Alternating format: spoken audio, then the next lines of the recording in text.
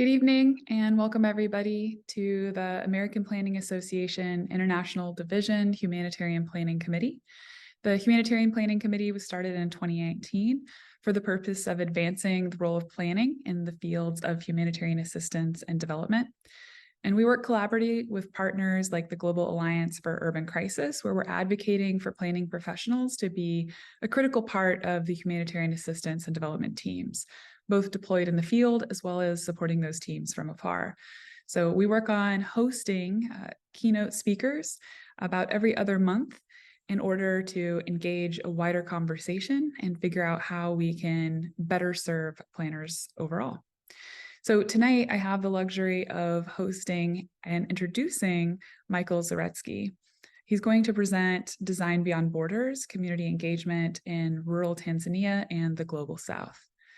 Michael Zaretsky is a licensed architect and associate professor and head of the Department of Architecture in the School of Architecture and Environment in the College of Design at the University of Oregon.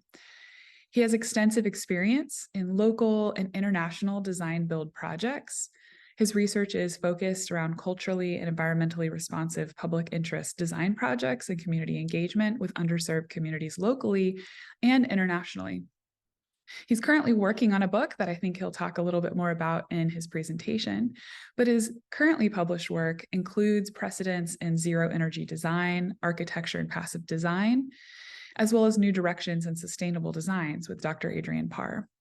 Zaretsky has articles published in several journals and has presented at conferences around the world on sustainability, humanitarian design, and public interest design. So he's a great nexus for us to delve deeper into this field about humanitarian work and the intersections with planning. His work has been included in the book, The Public Interest Design Education Guidebook, and he's presently working on his book, Design Beyond Borders, International Design Build and Community Engagement. He's going to talk a little bit more about his work also as Director of Design for the Roche Health Center in rural Tanzania, which is a project of the Village Life Outreach. Roche Health Center is the first ever permanent healthcare facility in this region, and it opened in April of 2011 to provide healthcare to as many as 20,000 villagers. The health center was the winner of the Association of Collegiate Schools of Architecture's Collaborative Practice Award in 2011 and the National Council of Architecture Registration Board's Award for Creative Integration of Practice and Education in the Academy. So with that, please help me welcome Michael Zaretsky. Thanks for the invitation, Lindsay, and thank you to the APA. And I'm very excited to be presenting to all of you to talk a little bit about some of the work that I've been involved in for quite a while. The book that Lindsay is referring to is a book called Design Beyond Borders, and it's a book that I had a sabbatical to finish in 2016. And then I'm an architect, but an academic, and I got pulled into an opportunity in the dean's office and never took that sabbatical, and my career has taken it such that the book is a bit behind schedule now, but it's still something I'm working on, and I'll be talking more about that. But in any case, I'm going to talk first quite a bit about the work that I've been involved in Tanzania. So I'm an architect and was in practice. I actually went to the University of Oregon as a student, as a master's student. And when I graduated, I practiced in Copenhagen for a couple of years, and then I practiced in San Francisco, and then transitioned to academia because I really felt a need to be able to work with communities who would not otherwise have access to design, who didn't have funding to pay in traditional way. And I ended up in Cincinnati as an academic, and then was contacted by a nonprofit who had been working in this region in Tanzania for many years. And I'll talk more about that. This is where they're working. It's just south of Kenya, just east of Lake Victoria in what used to be called the Mara region. And a big part of what I did, I'm just giving you a little background. When they came to me and talked to me about it, the first thing I did is started working with a group of students to look into sort of the culture and history of this region, to understand this place. Obviously, I know nothing about it personally. I had never been to the continent of Africa, much less to Tanzania, to this rural community. I quickly learned the importance of Nyerere and the particular form of socialism of the Arusha Declaration. And we're working in rural Tanzania on the projects we're working on. And this perspective was incredibly important to understand of sort of, there's no property ownership in this region. So as we were beginning to discuss a project with the community there, understanding this was really intriguing. And this is very much a tribal community. It's a Luo community, which is a fascinating culture. There's Luo in Tanzania and Kenya, and the Tanzanian Luo community is really an amazing group that I've gotten to know in northern Tanzania. My first visit in 2008, the leader of the village I was at, Rocher, this guy here, Alfred, walked me around. Basically, the community had reached out to this nonprofit and said, we would really like you to be involved in leading the design of a health center here, building a health center for our community. And I'll talk about why we took this on. But during the visit, there was, there's no building department. There was no place where I could get information about the project. So, they said, we've got this, this piece of land, and, and I said, well, can you tell me about the piece of land? They said, well, we can walk you around the perimeter. And I had a GPS with me. And so they take me to this piece of land and they start walking around, and I do this with 3 different people. It's about a 2-mile perimeter, about 21 acres. And when I download the data from the 3 different people who had walked, and it looks just like you see at the time, it was, basically fields. It's at about 4,000 feet elevation. There's not a lot of tall trees, mostly brush. And the perimeter that they defined was exactly the same within inches. And it was my first sort of indication of the knowledge of place that the people here had, which was a huge part of the inspiration for me to really get deeply involved. A little bit about Tanzania. And some of this data is a little old, but Tanzania is one of the lowest income countries, especially in the rural areas. Life expectancy in Tanzania is extremely low. Tanzania is this contrast between cities like Dar es Salaam and Mwanza, and then a lot of rural areas, which are where we're working. When we got there, there was no power, there was no sanitation infrastructure, no water infrastructure. Almost everyone is living on less than $1 a day. We're seeing all families that we were interacting with had lost some children at childbirth. One of the interesting points is the amount of water that's being used is extremely low, but even there was incredible issues with drought. This is a well-known map from Doctors of the World, and what it's showing is a ratio of population to doctors in countries around the world. And again, this is a little old. I couldn't find an updated version, but at the time in the US, there was about 1 doctor for every 390 people. And in Tanzania, there's 1 doctor for about every 50,000 people. And in rural Tanzania, traditional medicine is extremely rare. Most people never have access to a doctor. So this nonprofit I'm working with called Village Life Outreach Project was started by the guy in the bottom right here, with Obama. His name is Chris Lewis.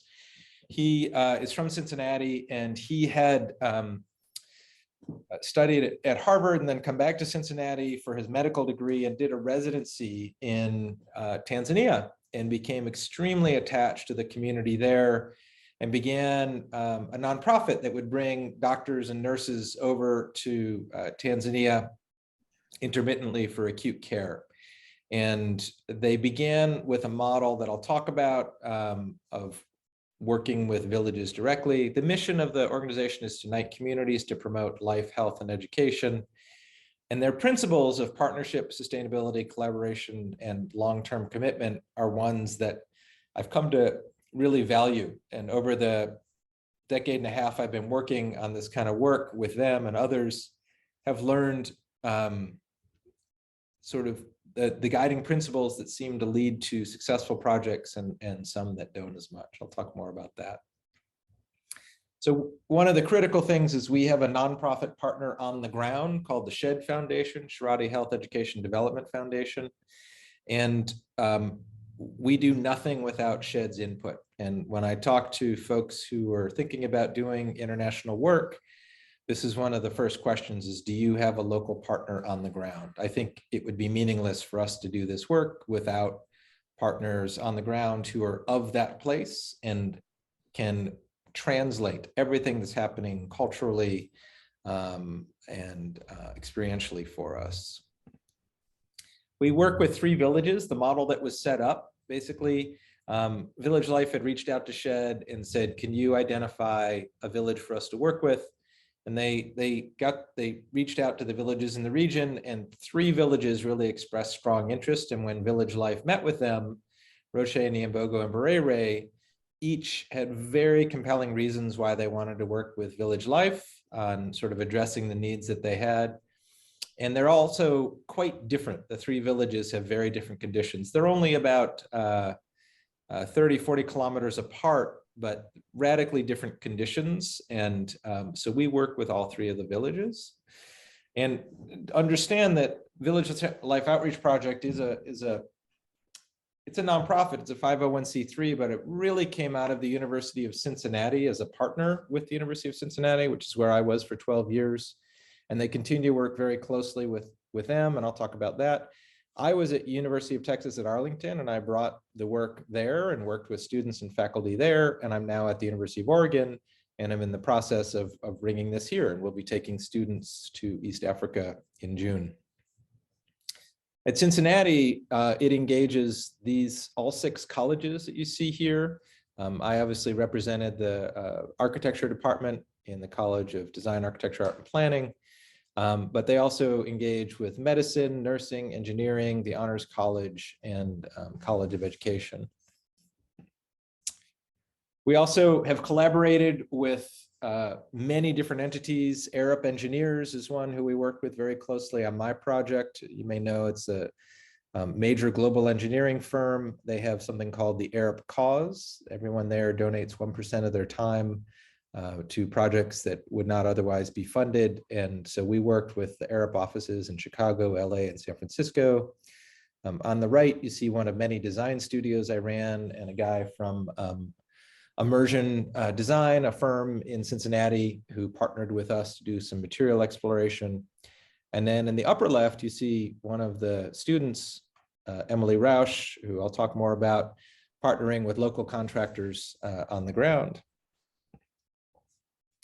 So the organization is organized around committee work. So there are committees, these committees in each of the villages, and then we have these committees in the US, and we partner directly with those committees. Basically, we meet with them regularly, and SHED organizes these meetings, and they talk about the goals that they're trying to achieve, and we talk about, as an organization and specifically as universities, how can we align our research missions to support their goals.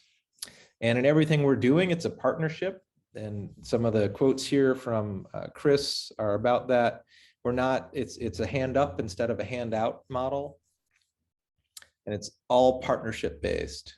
So the Life Committee, which is really about water and sanitation, is really addressing water access, sanitation access. There's been a whole bunch of different projects. There was 2 PhD students who spent 6 months on the ground looking at sustainable water filtration methods and then engaging with community members to implement them. They've done different types of latrines, water catchment, water distribution, a whole bunch of different projects there. There's also a health committee, and that involves both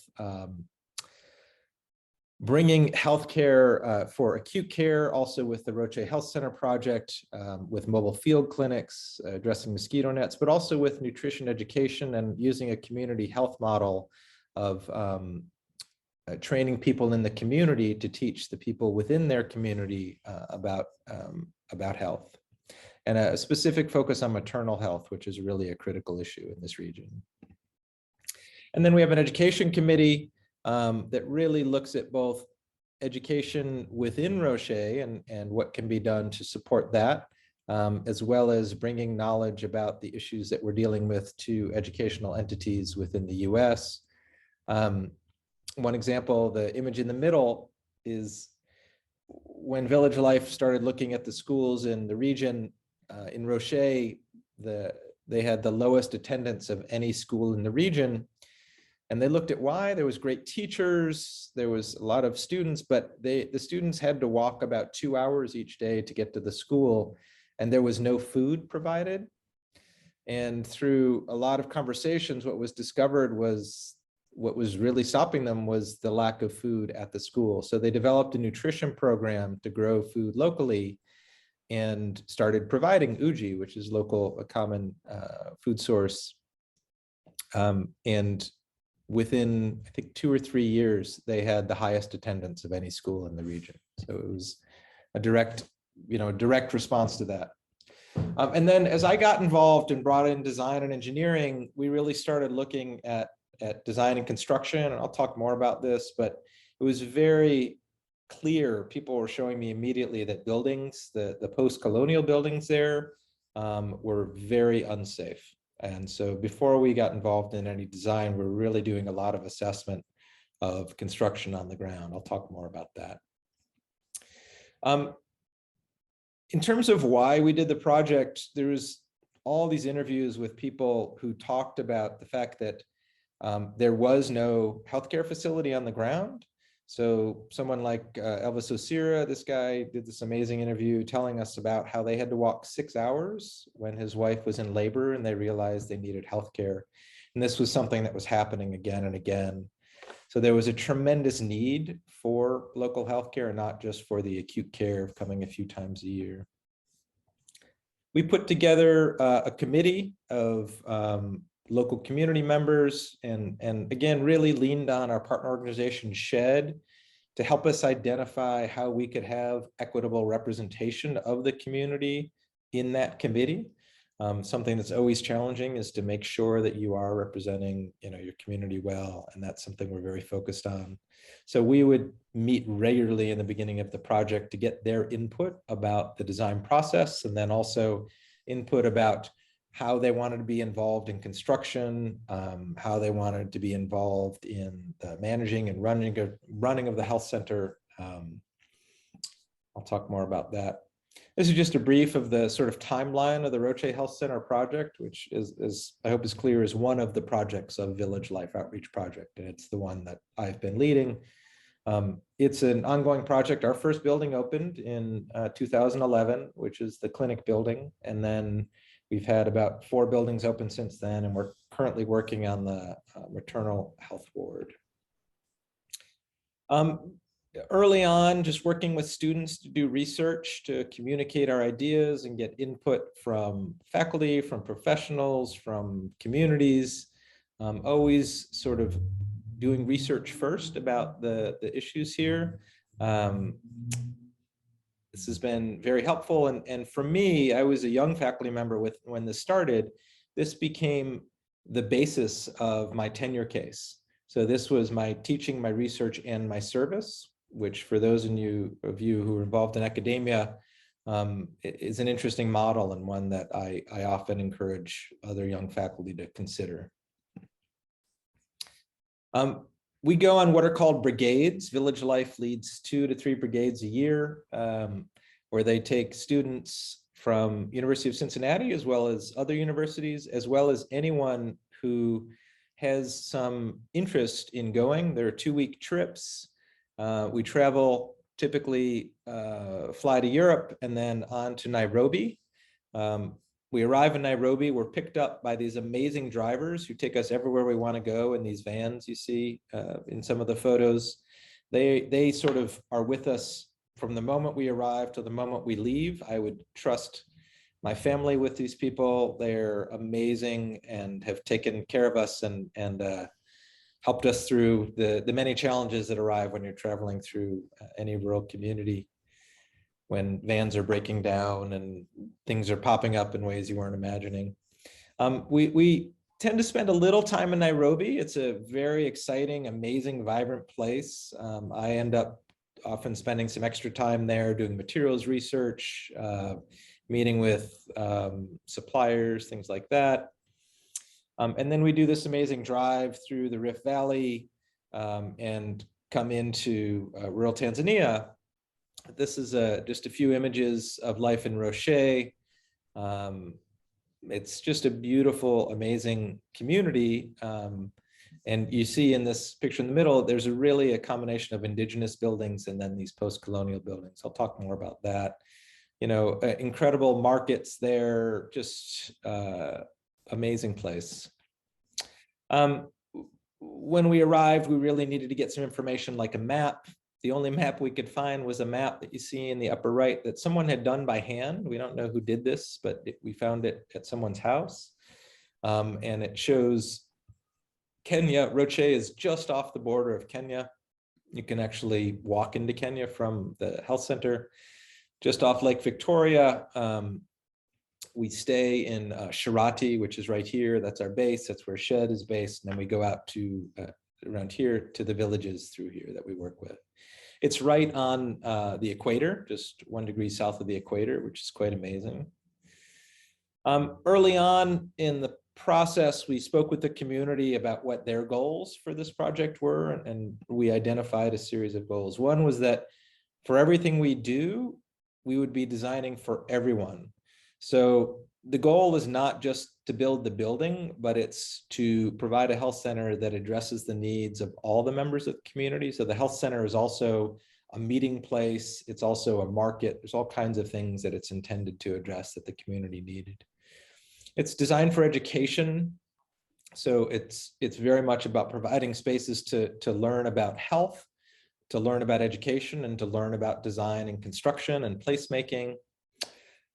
It's designed for reproducibility. So most people there build their own houses. So the idea here was that everyone would be able to reproduce what we were making. We would not bring over any material that would not be available to anyone on the ground if they wanted to do it. I'll talk more about that later. Obviously, designing for sustainability, minimizing energy use, natural resources and material usage. Trying to produce safe, durable, repairable buildings. This is a real issue with some of the existing buildings that are there, the masonry buildings. And then trying to design for the future, recognizing needs will change. So to incorporate flexibility and adaptability. This is the road to the health center when we got there. Vegetation in the region is quite amazing. We spent a long time meeting with people in the agriculture industry, learning about the potential, health potential of some local seeds and plants, and just trying to understand that more. Sisal is one of the predominant materials. It's used, as you might know, for rugs and mats and things like that. It's also a major construction material, which you see here in the indigenous construction on the right. It's a very fast growing, similar kind of to bamboo. It's also used for fences, and we did some studies with the different kinds of vegetation and what their different uses were in the community. We see this as a tremendous resource for us as we're looking at design. The traditional construction, and there's a lot of this, is this incredibly beautiful mud and daub huts that have these grass roofs with thatch. And, I'm just such a fan of this kind of construction, sort of became a little bit obsessed with it. I love these roofs, which are, you may know, the design of these thatch roofs is such that they allow air to move through when they're dry. And then when it starts to rain, they expand and they become largely waterproof. And then they dry out and you can have air movement again. So, I always challenge my architecture students to come up with a building that's as intelligent as their roofs. But we really studied these to see what we can learn from them. The other construction method you see in the region are these buildings that are modeled after the English and German buildings that were brought in during English and Germanic rule in the 20th century. And unfortunately, they're being replicated in form, but not in quality. So they're producing bricks that are extremely unsafe using kilns made of the same material. And when I spoke with communities about it, they said, well, you know, we're making these bricks, we can't afford to buy cement. But when you look at these walls, you can see there's a lot of mortar. They are purchasing cement, they're just not using it for the bricks. So we were sort of collecting all this information, and several buildings had collapsed. Some people have been injured and even died from the collapse of some of these buildings. This is, of course, a seismic region. We're near the Great Rift Valley. So we were really looking at how to produce a construction method that would be safer. The students actually got together and we said, okay, what are the materials that are available and what can we produce? What are the construction materials that are possible given the available materials? One that got a lot of interest was rammed earth. But one of the things we realized as the students themselves produced the rammed earth, keeping in mind there's no power here, right? So anyone producing this is going to have to do it by hand. And typical caloric intake there is a few hundred calories a day. Producing rammed earth is extremely intense, takes a lot of energy. So we sort of ruled that out, at least for now. And we moved towards something called ISSB, interlocking stabilized soil block. It's a technology that's more common in West Africa, was just starting to come into Nairobi. And we actually brought it down into this region where, and they actually, when you purchase a press, they come down and do the training on the ground with the community. So we also had some of our folks working on it, but you have to, you know, sift through particular soils, and then you have this press, and you're compressing the soil 50%. It's a 1:11 cement to soil ratio. You create this compressed block, and then that block air dries for 2 weeks, and it is, if it is appropriately mixed and cured, it has the same resistance as a typical cement block. One of the things we realized is there's some challenges with this. What's amazing about the material is it has this tongue, right? That is, you can see the tongue here, vertically and horizontally. So it creates, as it locks together, it creates plumb and true walls. However, at corners and joints, you have to figure out how it's going to go together. This is one of the guys who was trained, Mathieu, and we had been trying all these different complex methods to figure out how to connect these pieces. And he said, well, can I try something? And he pressed a block and he pulled it out, and then he just pulled out his knife and he cut this section out. Do you see that? Do you see my cursor when I move stuff? Yeah. So Yeah, we can. Okay. So, you know, he solved the problem using his understanding of what was happening there in a way that once again reminded us of how much we can tend to overthink things. We have produced all these different things that would go in the press and everything. And he was like, you know, this is much easier than you think. We worked with a team to develop a master plan after studying the rural health centers of the region and of East Africa, which always have a lot of housing in place. It's very important. And the general model in rural Tanzania is after someone graduates from medical school, they go to a rural community and practice there for a year or two before they go to a city. So we understood that we really had to plan for housing as much as the clinic. And the clinic had a lot of design principles around it about engaging outdoor space. There's an amazing view to the south, so it's oriented towards that, also supporting a sort of infrastructure along the road. That plan, over time, we realized that with the slope, we had to make some adjustments to try to minimize the drop in the buildings. This is a photo from about a year ago, a Google Earth photo. This is the first building, the clinic. This is the second building with it. I'll show the building. This is staff. This is actually nurses and doctors housing. There's 2 units here where a local doctor lives. And the plan is for one of the medical students from Cincinnati to do internships here and work with them. This is staff housing. This is an office, and this is a latrine. This is showing just some of the early research. So again, we combine this. This is from NCARB, National Council of Architectural Registration Boards. We won an award in 2011 for this work, for bringing together practice and academia. Some of the early ideas that emerged in design studios I was leading. You can see some of the ideas coming through here after all the materials research and again, input from community. This is studying, once we sort of got an idea of the building design and what it might be like, what the parts might be, which really involve simple, clear spaces, lots of covered outdoor spaces for meeting, and lots of ventilation, utilizing daylight. We realized that the materials available to people would vary depending on how far they could travel. So keep in mind, almost no one has a car in this region. When we got there, almost no one had even a motorcycle. It was mostly walking and occasional biking. Some people could get access to a motorcycle. So what we started looking at is what different models of the building type might be depending on access to materials. And we developed different versions based on those different locations. We started working with a local contractor who then worked with the local community members to train them in construction. And that was amazing. It was new to have women doing construction, but that was something that women there told us they wanted to be part of. And so we were able to get that moving forward. That was something they were very excited about and has now been very much adopted in the community.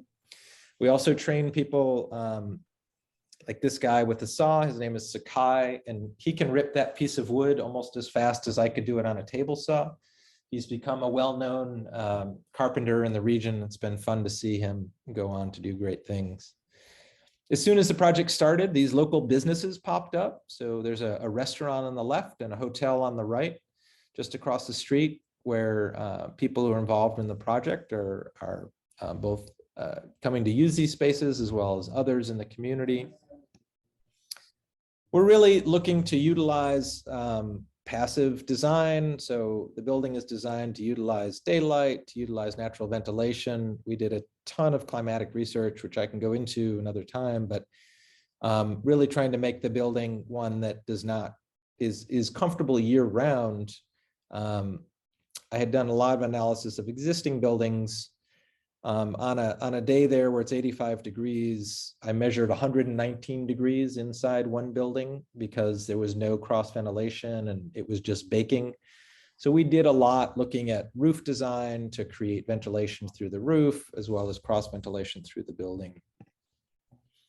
One of the things that really came through was incredible pride in the building, which was fun to see. The community is just so excited about this building, which is not just like every building there. It is different, and they love that.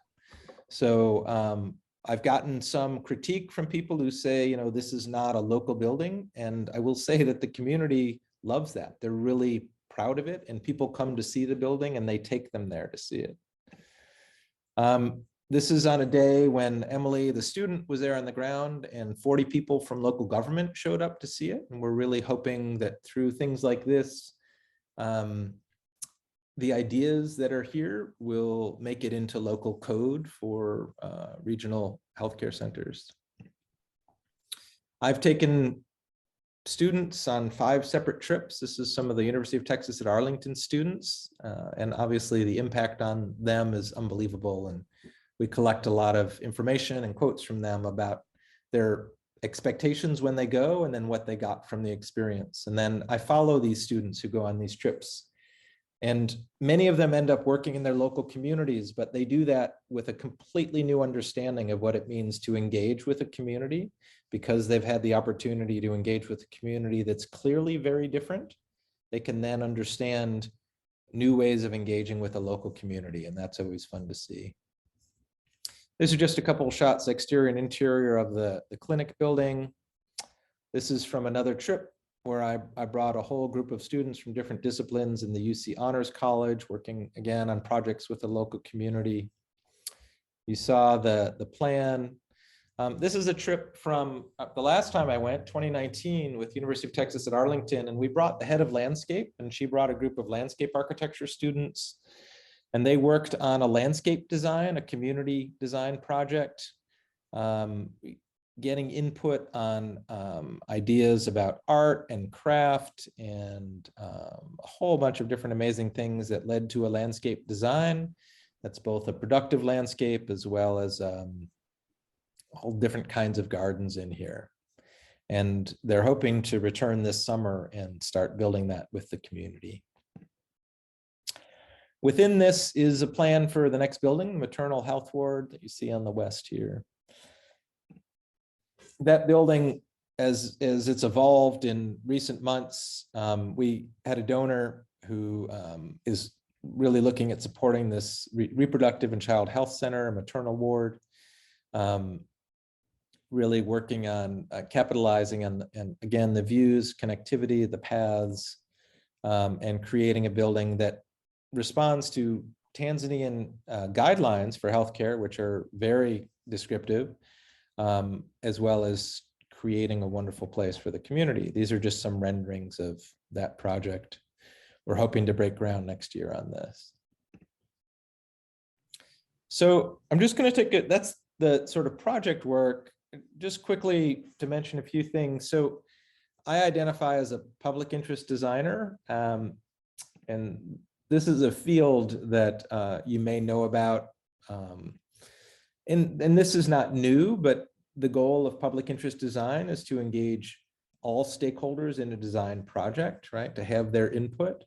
That's something I've found to be eminently valuable in every aspect of the work that we've done. It's influenced every project that I've worked on, getting input from all members of those impacted.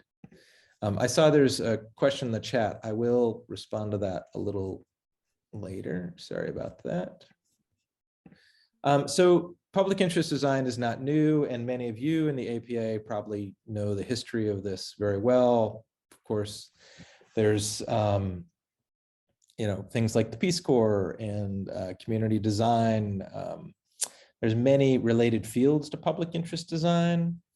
When I speak to architects about this specifically, I refer to this Whitney Young quote that you may be aware of from 1968, when he spoke to the American Institute of Architects and said, "As a profession, you are not a profession that has distinguished yourself by your social and civic contributions to the cause of civil rights. I'm sure this does not come to you as any shock. You're most distinguished by your thunderous silence and your complete irrelevance."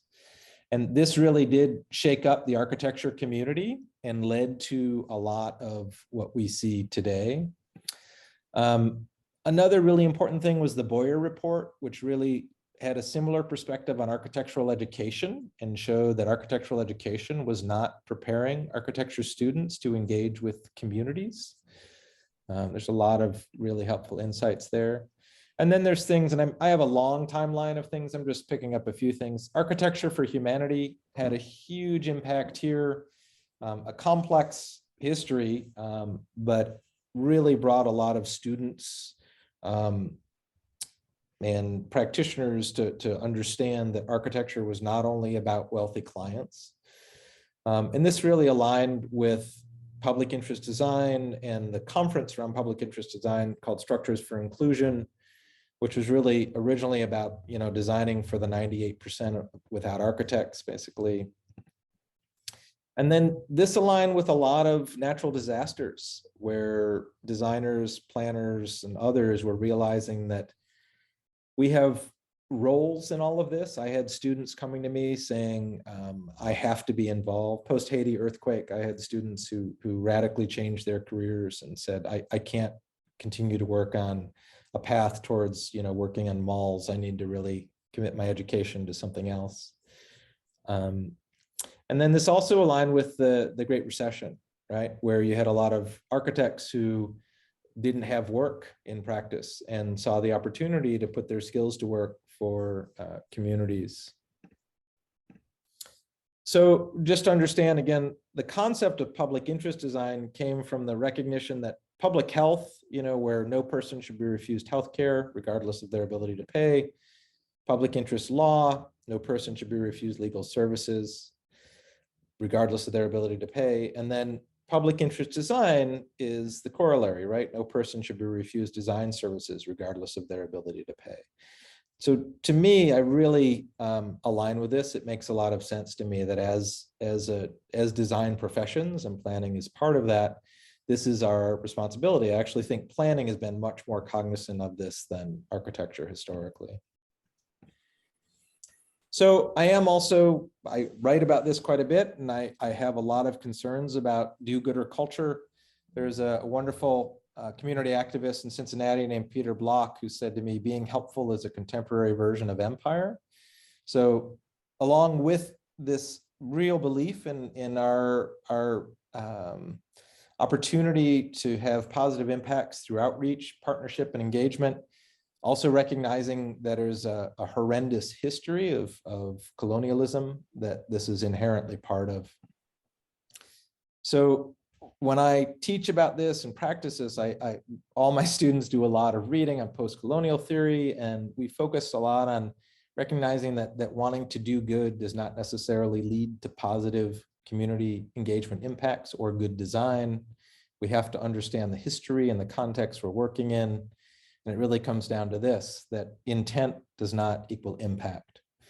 And that we have to separate wanting to do something good from really understanding, are we wanted? Is there a need? How can we be productive as a partner here? I really lean away from the notion of doing service, of helping, of anything that creates a power differential like that. I really look at all of this work as partnerships. There's great articles. There's one that you may have heard about from a few years ago called The White Savior Industrial Complex, where Tehu Cole said, if we're going to fear in the lives of others, a little due diligence is a minimum requirement. And it's just something I lean on a lot in my work. So the book that I've been working on is really looking at public interest design build internationally. That's done really in three different contexts. One is corporate. Well, it's done both in the practice world and in academia. It's done locally and internationally. I'm focusing internationally. So this is done often through universities who have these kind of programs, nonprofit organizations, and then some practices in firms. And I've been studying how this work is done, this kind of international design build work like this. And I've created a taxonomy that goes from what I call acontextual design all the way to embedded design. We're looking at basically how engaged those who are doing the work are with the communities where they're working. There are examples of projects that literally build something and then bring it in and drop it in a community with absolutely no engagement with that community. That is almost without exception going to fail. Both because there's no understanding of that place and no participation of that community. And there's this whole spectrum of projects going from there to ones that are embedded, where firms are actually setting up versions of their firm with the community in their community so that that community can design their own projects for themselves. Those are sort of the other end of the spectrum. So part of my research is really looking at that span. And I'm not going to get too much into this now. There's just so much great work out there. You probably know of Mass Design, who's really, I think the most well-known in this realm. It was just a big CBS 60 Minutes thing on them. Konkui Design Initiative is really maybe those who I hold in the highest esteem. They're based out of LA, but have set up a firm in Nairobi that I got to visit. I'll talk about that a little bit. Small Works is just one of many. This is Cameron Sinclair, who's one of the founders of Architecture for Humanity, has now taken a very different approach. Balada Lab is doing some great work in Egypt, Arcantorno out of Italy, and then Village Life is again one of this group who's trying to do this in a different way. So Mass, their work is just phenomenal. I've gotten to interview many of them. One of my favorite quotes is from one of their lead designers, who's actually the first architect from Rwanda. who does work in communities across the world. And I asked him, I said, you know, when you have to work in a new community, how do you do it? And he said, well, I have to fall in love with that community. And I said, well, what do you mean? And he said, well, how could I design meaningful work in a place where I don't love that community? I spend at least 3 months there and I get to know the people, I share meals with them, and then I start a design process.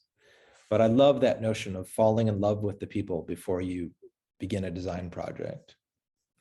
Kunkui Design Initiative, as I mentioned, is this phenomenal firm. I visited their office in Nairobi, and when I walked in the office, there was, I think, 12 people working there. All but one of them were from Nairobi. Many of them, it's based in Kibera, in the slum of Kibera, and many of them were actually from Kibera. 7 of the people in the office were community engagement focused. They were not designers. Their full-time job was engagement with community. 4 were designers and 1 was a project manager. So that's a really nice balance in an office that wants to do community engagement. And again, tons of interesting projects. Small Works is interesting just to see what Cameron Sinclair has been doing. Balata Lab is one of many firms doing interesting work in Egypt with communities around playgrounds. Arcantorno is an interesting one in Italy. And what I love about them is they're really trying to diagram and map their process. I'm very interested in how people perceive their engagement process. And this would be my request to any of you, if you have diagrams or know of those who are mapping and diagramming their engagement process, I'm really interested in these and collecting those. So just the last piece is, you know, this book that I'm doing is really looking at, through all these interviews and the work that I've been doing, what are some questions that we can lean on? And I'm referring to this as questions learned. So invitation is one that I'm referring to. So this question of, have you been invited? This really came from Peter Block, but he asked me this. He said, if you're going to work somewhere, you have to really know, have you been invited to be there? Which I think is a great place to start. And then reflection. And I really work with students on this when they want to do this work, asking them why they want to do it. What's their intention personally? Are we prepared? Do we understand the context and the history behind the current conditions?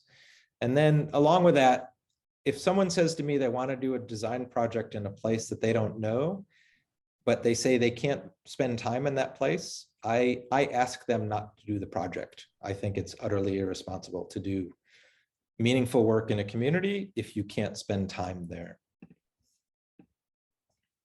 So translation, the concept of translation is essential. And this is again where the local partner on the ground is essential, I believe. Collaboration across disciplines are going to be essential for these kinds of projects. Inclusion, making sure that you can't include everyone. So how do we equitably include those across a community in a project? Continuation. So our focus at Village Life, we are constantly asked to do work in other communities, and we don't do that. We're working in the 3 communities in the 1 region where we're working, as long as they want us. When they're done wanting us, we'll leave. But I'm a big fan of that kind of work. And then hopefully others learn from what we've learned and they can go do meaningful work in other places. But I'm a big believer in working deeply instead of broadly. I believe in design and the importance of creating work that meaningfully reflects the values and visions of the community, using materials and resources appropriately. And then understanding that whatever we do could be replicated. So how do we design to make sure that whatever is left is something that could and should be replicated? That's what I've got. I hope I didn't take too long. You're muted, Lindsay. I'm muted. Sorry about that. Yeah.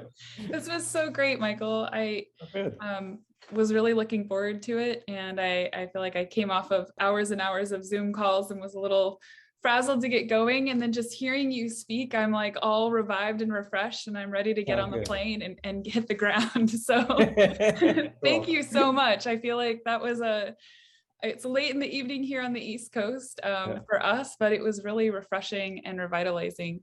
So I do want, if you have maybe 10 more minutes or something. Okay, that would be great. As long as you want me here, yeah. That would be awesome. So we did have a question from Emily Clifton.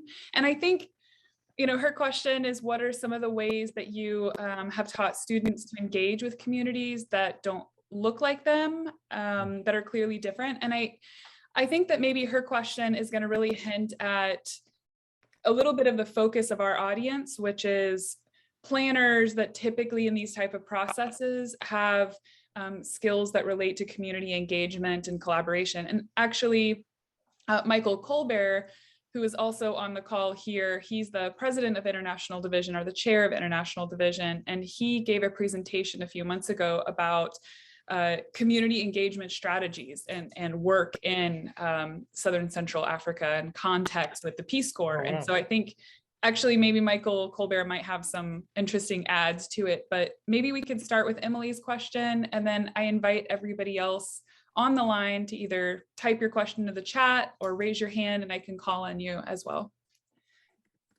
Well, I will say I've interviewed some people who've been through Peace Corps, and I really love the training that the Peace Corps does from the people I've talked to. I think it's phenomenal. There are great models out there for community engagement training. I think what's interesting to me as an architectural educator is almost none of them exist in architecture school. So part of what I'm trying to do is link those. I'm not at all saying I have the right model, I've come up with this thing that you should do. I think part of what I'm trying to say is community engagement is essential if you're going to do this kind of work. And what I've been doing is looking at different models that have been done by other architecture firms, landscape architecture firms, schools, planners, you know, that community. And what's interesting is when I talk to these different entities that are doing this work, most of them had no preparation. Very few of them had the kind of training that people in the Peace Corps had. That training, that preparation exists, like that's out there. And many of you probably have better access to that than the people who I interact with. But most of the people who are doing a lot of the published work, they never had that preparation. So what I'm doing is I'm mostly trying to say in the sort of interactions I'm having, this kind of preparation is essential to do this kind of work. Some of the things I've learned that I've taken out of it are, like I said, being on the ground is essential. Having a community partner is essential. There's certain things that I've seen consistently that differentiate success versus failure in these projects. But I would imagine Michael and maybe others here have you know, specific tools for community engagement that they would recommend. Michael, I don't know if there's anything you wanted to add. Oh, sure. I got tons of stuff to add. I can go on for an hour about it. Why don't we get to Sean's question first, and then we'll come back to me. Okay, sure. Sean? Hey, y'all, can you hear me? Yeah. Perfect. Thanks, Michael, for the presentation. I had one question. You mentioned you showed the picture of the student, and I can't remember her name, where the local officials and regional officials kind of came to check out the health center project, and I just wondered, what was it like when you set up the project? You're doing all this community engagement where you're wanted. Did you have a lot of direct coordination with local government officials? I know you mentioned like getting some changes to the building code and stuff like that. Have you had an opportunity to like meet with those officials again to follow up on maybe creating some of those changes? Or again, like I said at the outset, what was the coordination like with, you know, the government there on the ground? That's a great question. So it's again why if someone says to me they want to work in, you know, and can't tell you how often someone says, hey, I've been invited to work on a project in Haiti or in Ethiopia or something. And when I try to imagine doing a project like this without a local partner, it just is utterly impossible, because the amount of engagement with local government, it's constant. It is like, there is nothing that we do that does not involve local and to some degree national government. There's also all of these, there's a medical oversight, there's, tons of oversight, and navigating those there, I will tell you, is absolutely nothing like navigating those here in the US. And there, things work very differently in the region I'm working in. And I think every place has its own culture of dialogue, culture of negotiation. There's many examples I can give, but there are a number of situations, and I hope this doesn't offend anyone, where the local partner will say, okay, Michael or whoever, anyone who is white cannot come to this meeting. This will not be a productive meeting if anyone of this part of the team is there. And I trust them 100%, like that's right. And they've been part of the project, and that's just how we need to do things in certain cases to get the ear of someone on the ground. But I wouldn't know those things. I wouldn't be able to navigate that without my local partner. But yeah, we're constantly working with the district government, the district medical officer, the district. Now we're working with the district maternal health officer. And they're very interested in what we're doing.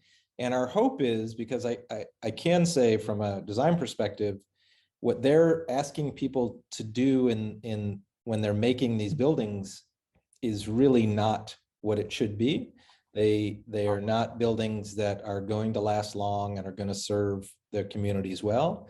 And we've spent enough time there to be able to show some slight variations that will lead to buildings that will be more valued by the communities, and they're open to some of those discussions. That's great. Thanks, Michael. We have a question from Paul. Is it Paul DeBell? It's Dybel, actually. Dybel. Thank you, Michael. Great presentation overview of the work that you were doing. But I came on a few minutes late, and so you may have discussed the funding for the project and the program over time. But the reason I'm asking about where that came from or comes from is because you were, sounds like you've been effective because you were able to maintain a certain amount of independence, as opposed to many such projects in the developing world where the funding has a lot of strings attached in terms of meeting other people's expectations rather than the expectations and forming and working with the local people to determine project goals and outcomes and so on and so forth, and not having preconceived outcomes having to be justified and oversight and all those kinds of things. So could you talk a little bit about that? Sure. Yeah, no, that's a great point. We've been very lucky to, the predominant funding has come from University of Cincinnati. I think it's now called UC Health, basically. And they see supporting this project as something that is supporting their students. And so there's a tremendous amount of engagement of the medical and nursing students at UC in this project. And so they have supported the project. They've been the primary funder. And then we've had a lot of, just private funding. We've done outreach, we've done fundraisers and things like that. In the beginning, for our first building, we were literally like, buy a brick kind of thing. We were really pushing to try to get funding to have sort of proof of concept. We just had a major donation from someone that's funding our next one, but I absolutely know that once you start to work with certain grant agencies or government agencies, things can be much more challenging in terms of your flexibility. Yeah, I think that's an important point. Yeah, it's a very good point. Thanks. Thank you. And I've got a private message from Hatis, which says, with international experts, how do you not, I guess she's referring to your background in post-colonial theory. She says, how do you not impart values? You mentioned bringing in women, even though that wasn't necessarily a traditional part. So kind of what I think she's trying to get at that line in there of how do you not necessarily impart ideas of, say, democracy or something into a process and respect the culture, but at the same time. That is a great question. It is, I don't have any easy answer on that. We really, once again, we lean on our partners on the ground a lot for this. And I mean, I can tell so many stories about this. That student, Emily, who I showed pictures of, she was the first student. She went over and she actually ended up doing an internship, leading the project on the ground for 6 months. And when she showed up, it really shook the community. They had never seen a woman in this kind of role. And she's actually a builder, and they had never seen a woman building.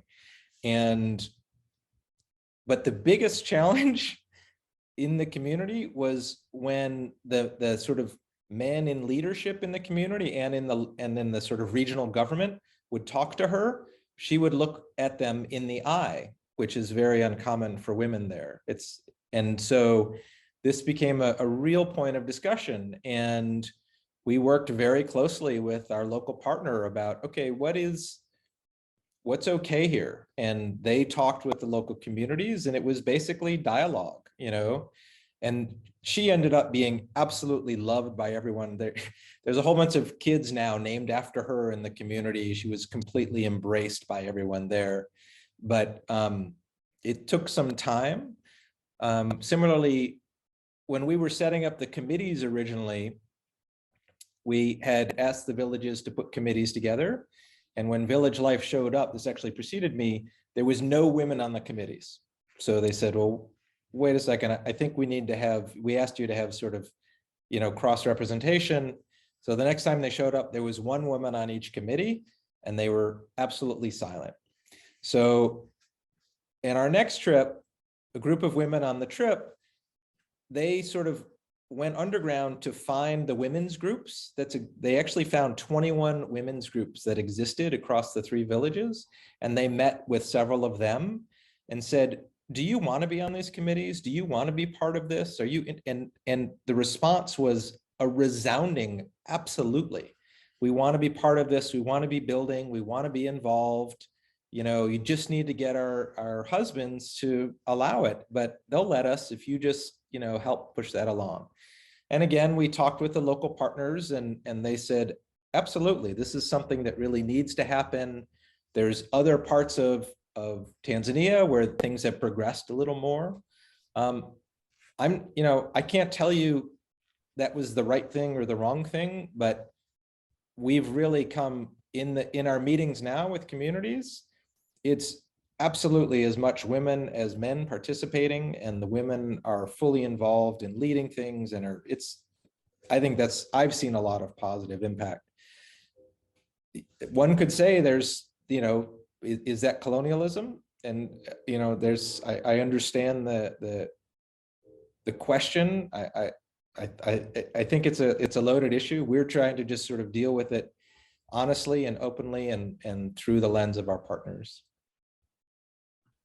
That's interesting. Yeah, I can imagine how there's a constant dance, but it sounds like you're going back to your organizational values, which is rely on the partners and deep saturation of community engagement.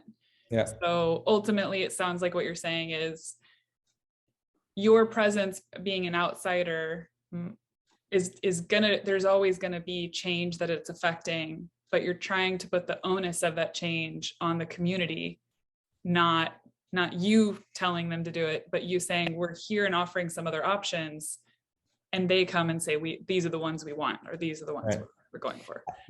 I have to tell a quick story. It just reminded me of. So sure. After our first project, we got some major funding, and we said, to really do the next project, the next phase well, we should hire someone from Tanzania to manage the project, who's like a real builder, right? Because we had been really pretty scrappy about all of this, working with a local contractor and training local folks to build.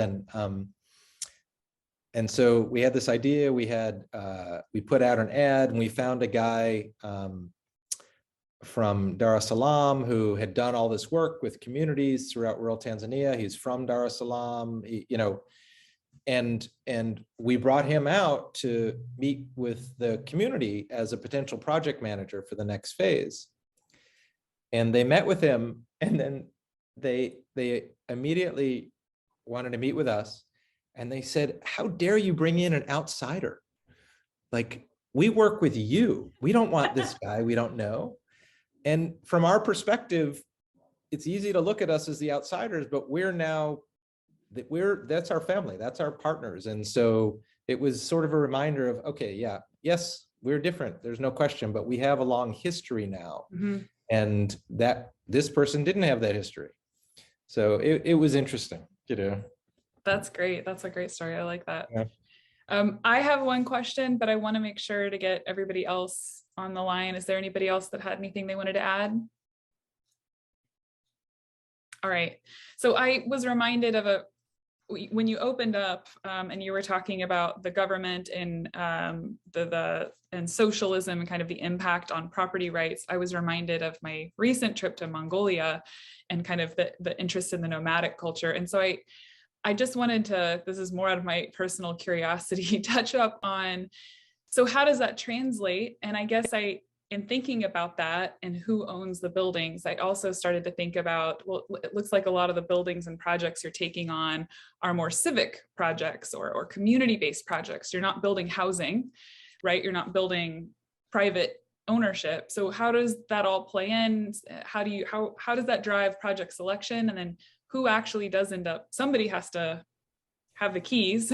So who does, how does that come to be? Yeah.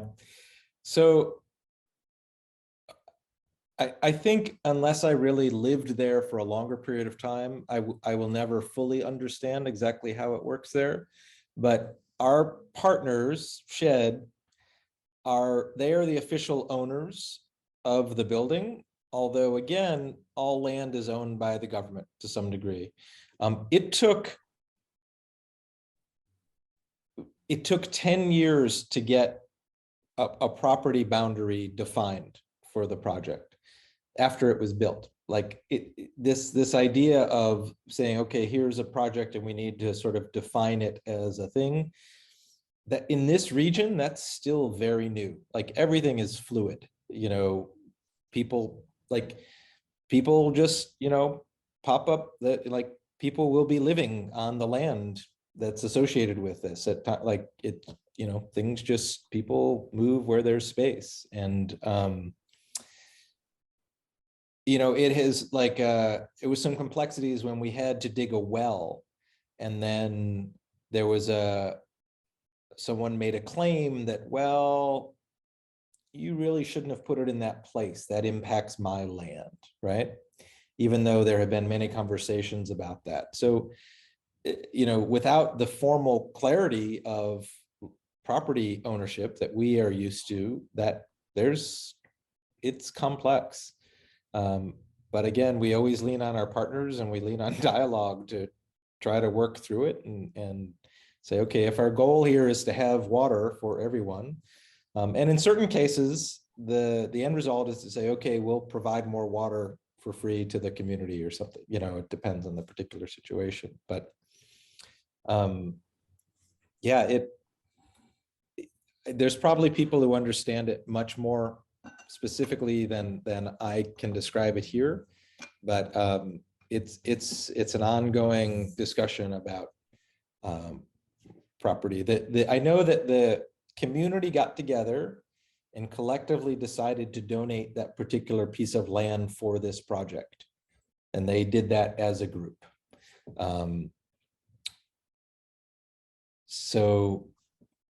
But yeah, it raises all kinds of interesting questions of like, how did they do that? And what was the basis on which saying this land can be donated, Right. Yeah. And these are the types of complexities that I think, as our group, the Humanitarian Planning Committee, works to advocate towards this cause, but how can we how can we support academia to provide the skills and education needed to ensure that emerging professionals have these talents to bring to this type of work? And then how do we advocate within the sector, the humanitarian and development sectors, to ensure that planners and design professionals are given space at the table to provide those skills and contribute? I think these are the types of challenges and questions that we need to be asking ourselves and broader APA, and especially the international division, because I think the international division and Michael Colbert, I'm looking at you, has a special role in being able to maybe answer that and talk about how things like assumptions of property rights, assumptions of land ownership play into our perspective and what we do. And maybe that needs to be a little broader, or maybe that's something that we need to reshape our understanding or the givens on a project. So one of the things that I'm really thinking about as we're talking is that, so as an example, when I was working in the Congo, I was functionally a planner doing monitoring and evaluation on community-driven reconstruction projects. Mm-hmm. Our designers functionally were all engineers, and they were all African, but not from the country, not from where we were working. We were working in the DR Congo. Our engineers were all from mostly West African, and had been educated from West Africa. Several universities there have engineering schools, and that's where we got a lot of our engineers from. So my question is, as you know, a lot of the times the role of planners is as facilitators, you know, getting the community-driven part of the process working well, and sort of being an intermediary with the kind of some of the design professionals. But when you don't have the design skill yourself, how do you play a role as a planner in the engagement process to make sure that what the community will is getting translated into whatever the engineers might be doing on a project? You know, does that make sense? Yeah. You know, I think what strikes me is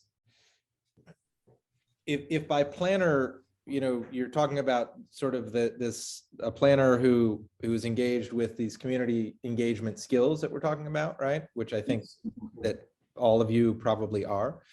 I think you know, when I went into the firm in Nairobi, KDI, the Concrete Design Initiative outpost there, and there was 7 people working on those projects who were essentially community engagement specialists, right? And I think there's a huge opportunity to bring in people with the set of skills that you have. Like if we knew in the beginning of this project, like there are people out here who really know how to do this well, it would have saved us a ton of time and energy in our learning process, right? That's part of why I'm doing this book. It's because of that. And so I think in some ways it's making those connections, you know. It's I was in a conference right before COVID that was on I forget, community, it was on sort of collective community action, and they brought together researchers, evaluators, and designers who were doing work on community engagement, basically. And what was new to me was that, and you may all know this, but I've been working on this work for 15 years. I had no idea that there are people whose full-time job it is to evaluate projects, right? That what they do, and they actually introduced me to social network analysis and to all of these incredible logic models and tools that can be used to actually evaluate, to prepare for and evaluate a project success like this, and even evaluate the success of the engagements that you're having along the way.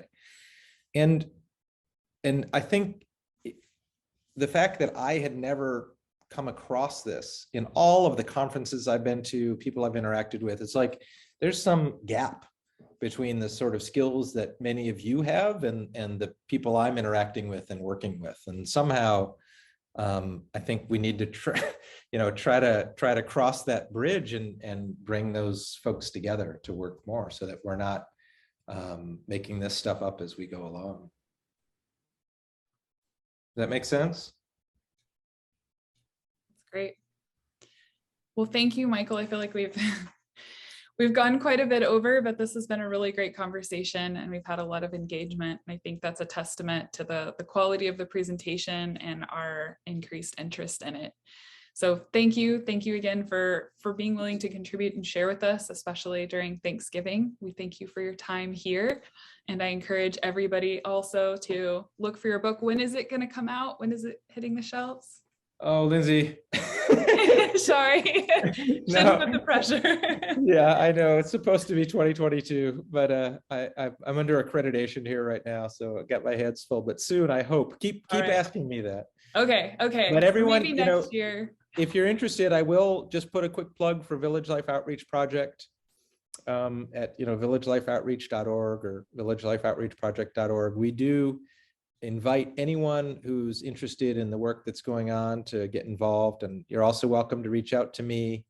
You can share my email with anyone. I'm happy to chat with you about the work or learn more about what you're doing. Or yeah, thank you so much for your time and for your